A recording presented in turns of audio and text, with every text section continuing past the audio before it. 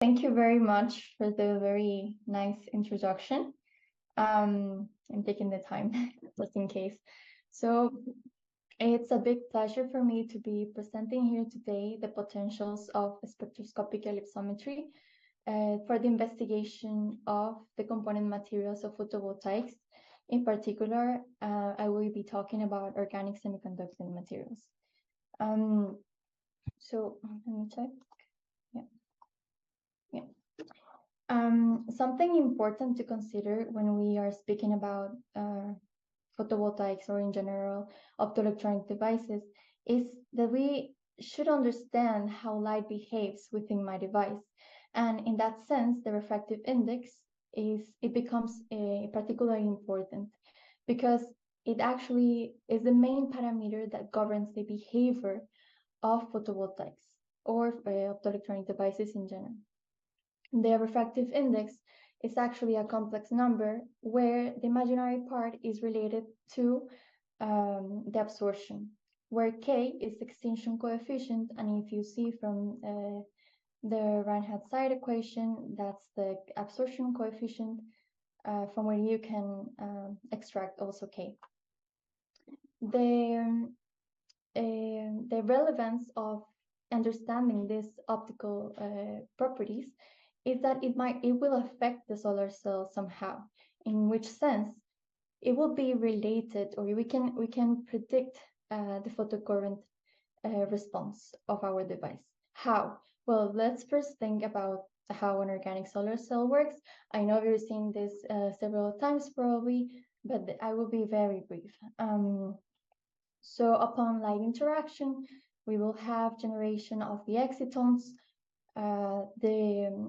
The lifetime of the exciton will be determined by dissociation or recombination of the charges. So for charge collection to be possible, we need the charge dissociation to occur. And this will happen at the interface of the donor acceptor materials. In this case, I present a very nice example where the group of Olen Inganas at Linköping University were simulating the electric field distribution inside an OPV, consisting in a bilayer structure, and they did it by means of transfer matrix method. In this way, they calculated the transmission and reflection of light within each one of the layers in each one of the interfaces. How? Well, using as an input parameters the N, the refractive index, K, the extinction coefficient, and the thickness of the layers. What they observed was very interesting because in the case of the electric field distribution, you can see there's a change in the interference patterns depending on the thickness of the C60 layer, which corresponds to a fullerene acceptor. In this way, they determine that for C60 layers that have a certain thickness, there will be a minimum in the interference in the interface, between the POPT and the C60, which are our active phases. And here, this minimum will lead to a decrease or a negative effect in our photocurrent. So less charge collection. In the case where you decrease the C60 layer thickness, something very nice happened, and is that at the interface, we will see a global maxima. This occurs for layers at around 35 nanometers. And in the other side, the last plot on the right, there's a comparison of the experimental and model data, which demonstrated that for different layer thicknesses, the one that shows the best performing cell is the one with the C60 layer at around 31 nanometers, which is highly related to the electric field distribution for the device with the thickness layer of 35 nanometers. In the same way, we can determine different, I mean, we can model different things as the AQE, for instance, in an OPV. We can model the OPV itself and also design photonic structures. There's a long list of things you can do by knowing the N and Ks. With this, I wanted to underline the importance of understanding and modeling the optoelectronic properties of materials for photovoltaics. And now, how can we determine these optical properties? Well, there are different ways. Ones are already very well known by many of you, or all of you. For instance, the reflection and the transmission measurements. I will not go deep into this, but basically, if you already know the thickness of your layer, you can determine the absorption by Beer-Lambert law, and also using Kramers-Kornig relations, which I will be talking about that later on, you can obtain the refractive index. There's other kind of techniques, wave guiding techniques, for instance. In this case, there's a prism coupling where light gets coupled inside the prism, and when that happens, there's a change in the reflected light, which is detected here, and that change in intensity is what gives allows for the determination of these optical constants. In the case of ellipsometry, I will be speaking in detail about this technique because, as you have assumed, probably this is the technique I will be using to investigate the material optical properties of our materials. And from them all is the most sensitive and versatile technique. The technique will consist in polarized light that is used as a probe to characterize the material. The technique allows determination, as mentioned, of the optical functions, N and Ks, and the thickness of thin films. It's highly versatile and surface sensitive. The multi-layer analysis can be performed in this case. It's a simple scenario where you have only a thin film on top of a substrate, but in the case you want to investigate stacked layers, you can also do it, for instance, in an OPV. Broad spectral range measurements are possible, but this is instrument dependent. And temperature dependent measurements can also be performed in situ. There are some challenges with the technique that many people experience, and this is one of the complexities of it, is that there's instrumentation and calibration difficulties. We will talk about that more ahead. The data analysis is a bit complex, or can get complex depending on the sample, the material complexity, and also because of the fact that the analysis itself doesn't allow for a direct determination of the optical properties. The substrate effects must be considered. So it's not the same measuring a sample in a silicon substrate than measuring one in a glass substrate or quartz. If the material of the sample has some optical anisotropy, this will be shown in your optical properties, and it gives a lot of complexity as well. The sample preparation itself is actually not difficult.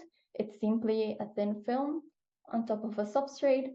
In our case, we do it by bake coating or spin coating. But the problem is that if the sample is not uniform, it's not homogeneous, that it can lead to scattering of light and undesired reflections. In our case, the experimental setup we have at the Institute is this. So white light is generated from a xenon lamp. It passes through a rotating polarizer that changes constantly, and then it goes through the sample, which is on top of some mapping stage.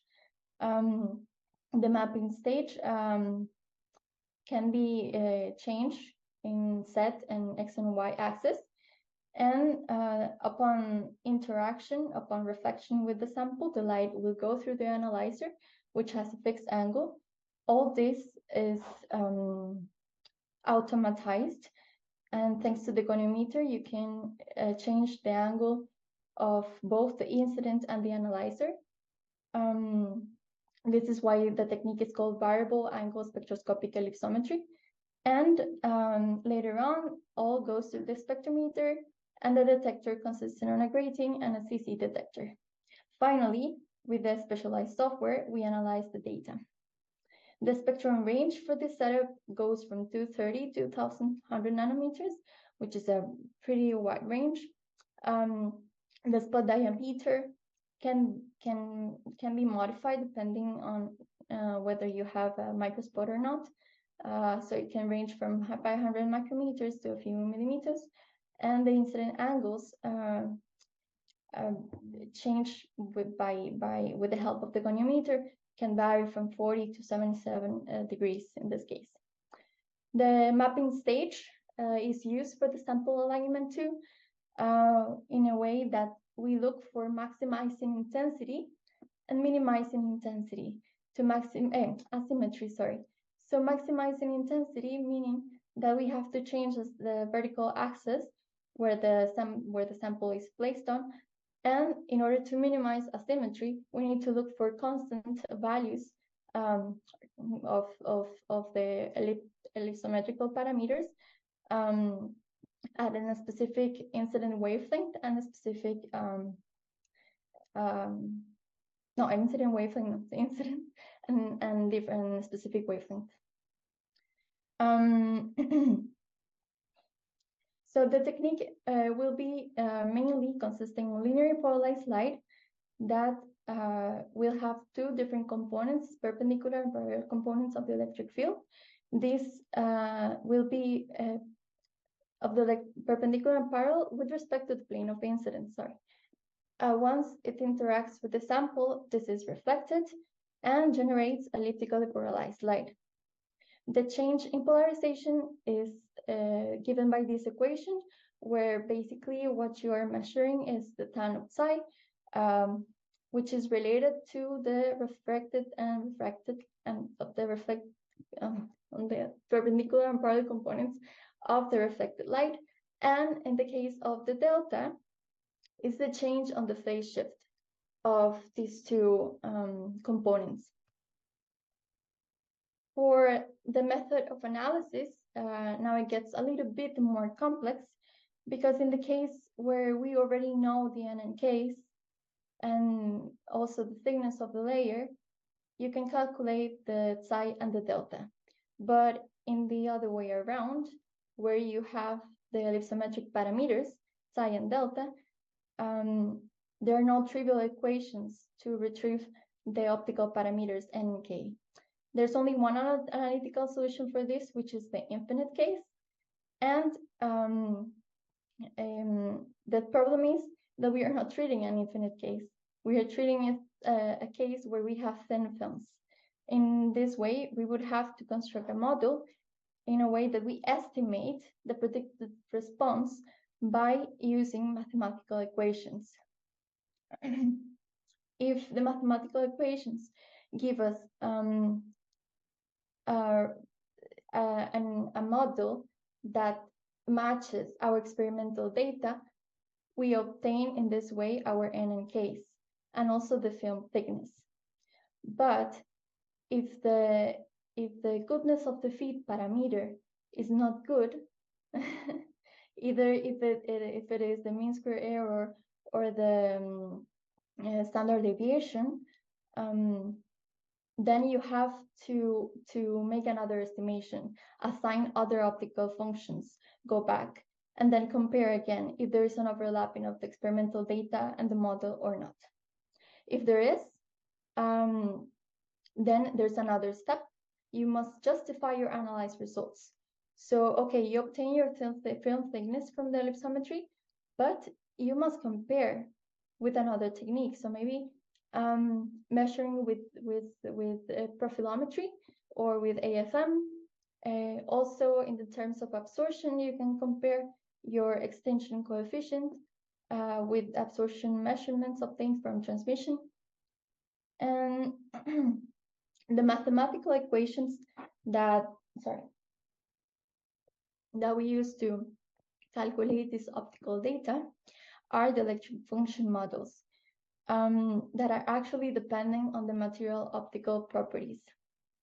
In our case, for the organic semiconductors, these are the two main models that we used,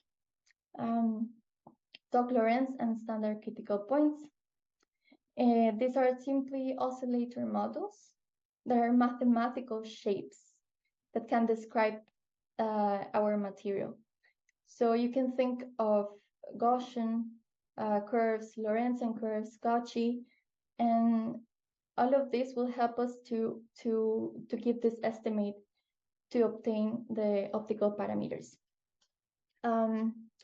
There's a certain limitation with this with these oscillator models, and is that there have finite flexibility. For instance, the Toc-Lorentz has 4 free terms. You can vary the amplitude of the oscillation, broaden the peak, change the optical bandgap energy. In the case of the standard critical point models, you have 6 free terms.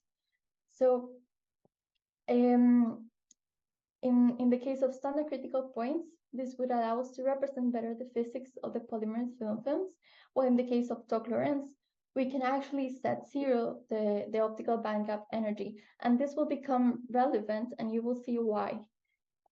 Because sometimes you can get really funny results from the analysis. Here I show a comparison for one of the materials under investigation. It was the 18.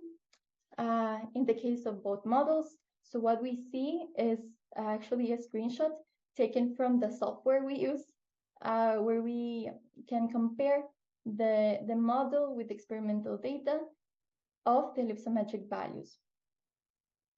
We see that both cases, the fitting is actually a bit hard to see, but it's simply because it's completely overlapping on top of the experimental data. And if we see also to the standard deviation between these two, I think someone raised their hand. No. Okay.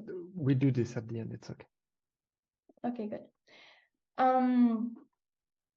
So if we compare the standard deviation between these two models, we see that both are actually pretty good. Already for a standard deviation of the order of 10 to the minus 4 is really nice. It's really good. When we want to determine which model we will use, we need to take some other things into consideration. But before going ahead, I want to look at the refractive index data because this kind of curves, I know many people is not very familiar with it. In the case of highly crystalline materials such as silicon, the maximal value of the refractive index is around 3.67, while in the case of highly amorphous materials such as PMMA or glass, is around 1.48.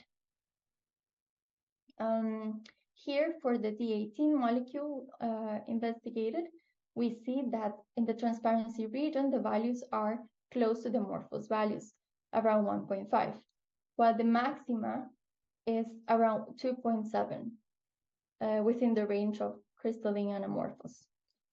In the case of the extinction coefficient, we can compare this with the absorption.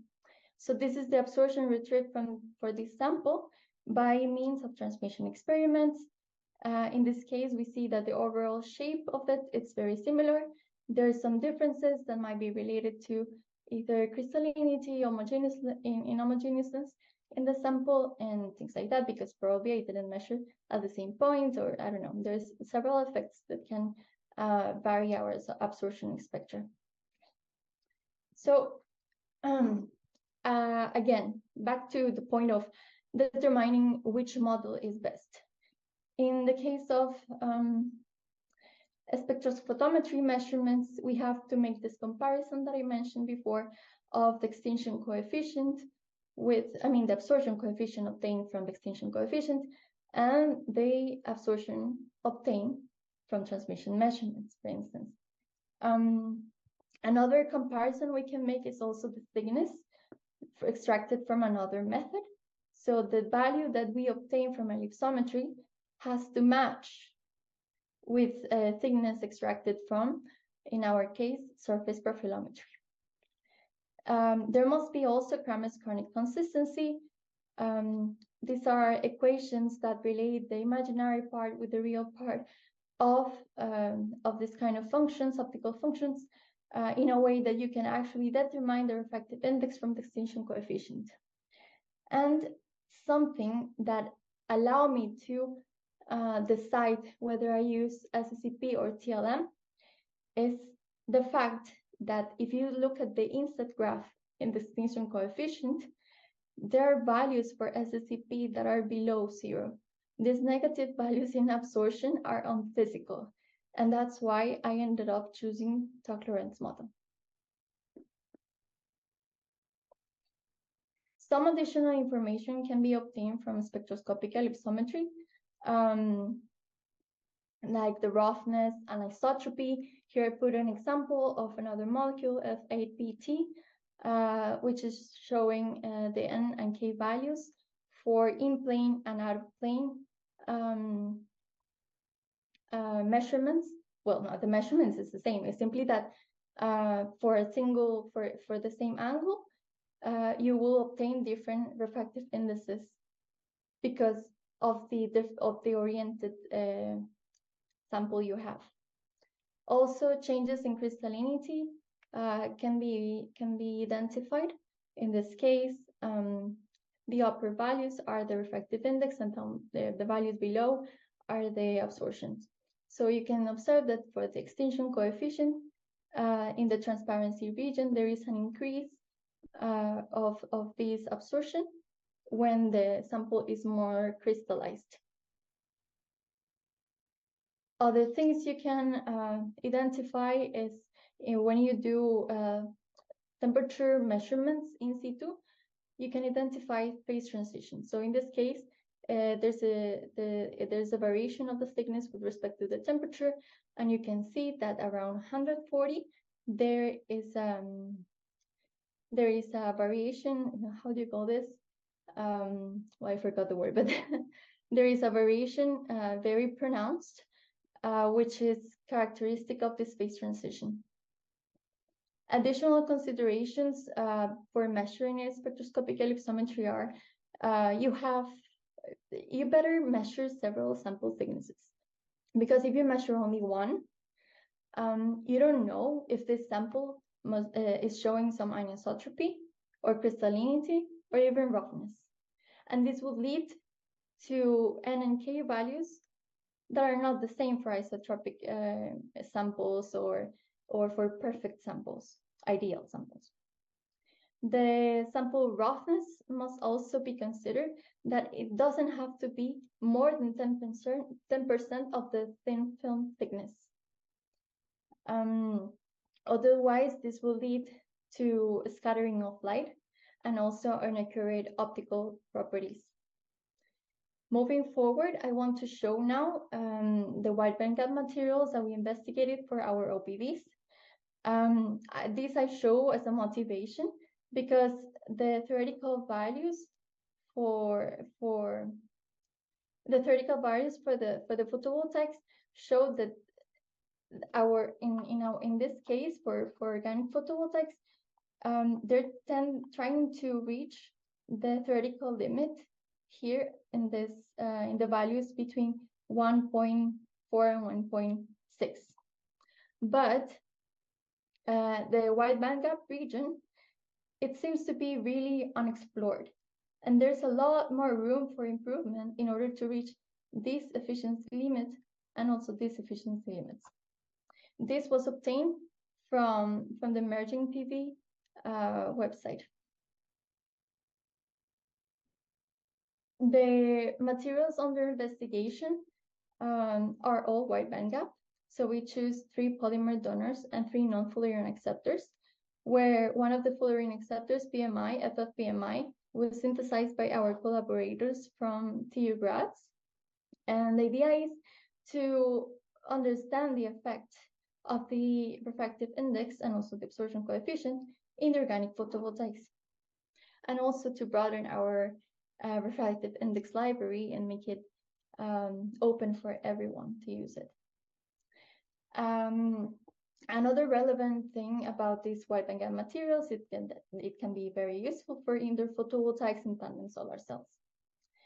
First, I wanted to show the refractive index and extinction coefficients obtained from spectroscopic ellipsometry for the donors. So in this case, we see that the values and NKs are very similar for all of them. There is a slight variation in the extinction coefficient in the side of the optical bandgap, but they're very the same. So we have to look more at the data for the acceptors that might be influencing more our OPVs. In this case, for the green and gray curves corresponding to PMI, FFPMI, and OIDFVR, they also show values of the refractive index that are roughly above 2, and also absorption strength that are very similar. But there's a big difference with the IU4CL, where you can observe that the refractive index for this is around 3.5, meaning that this IU4CL acceptor is highly crystalline or shows higher crystallinity. And in the terms of extinction coefficient, we can observe that the higher values in this indicates a higher absorption strength and also a wider range in absorption. If we take this into consideration in OPVs, you can imagine that if we have a higher refractive index, therefore our devices can be built with thinner layers of the active layer, in a way that we can still harvest a lot of light. In this case, the IU4CL seems to be a really good material for the OPV. On the other side, I show the JV characteristics for these organic solar cells, where we see that for PTQ10, it will exhibit higher VOC because it's proportional. As remember, the VOC is proportional to the energy level alignment. So for PTQ10 values with OIDFVR, it would show, according to this, the higher VOC. In the case of photocurrent, the IU4CL devices are showing a higher photocurrent, as we can have concluded from the NK values. As we said, the IU4CL material had a higher refractive index, also resulting in a higher extinction coefficient. So we could have predicted this from the ellipsometric measurements. As a summary, we have modeled the optical properties of these semiconductor organic thin films from the ellipsometric data, and we were able to determine that the IU4CL acceptor has the strongest absorption, leading also to the largest photocurrent. As a future direction, well, we have already measured narrow bandgap semiconductor materials as well, that are interesting for tandem solar cells and photodetectors. And ideally, we want to perform the optical simulations by means of transfer matrix method for OPVs and photodetector design and optimization. I want to thank now to all our collaborators and to the group, especially to these people here, to my supervisor, Alfonsina, Alejandro, and Mikel, and also to Gregor Trimmer and Matthias Linfels from TU Grads. Thank you very much for your attention.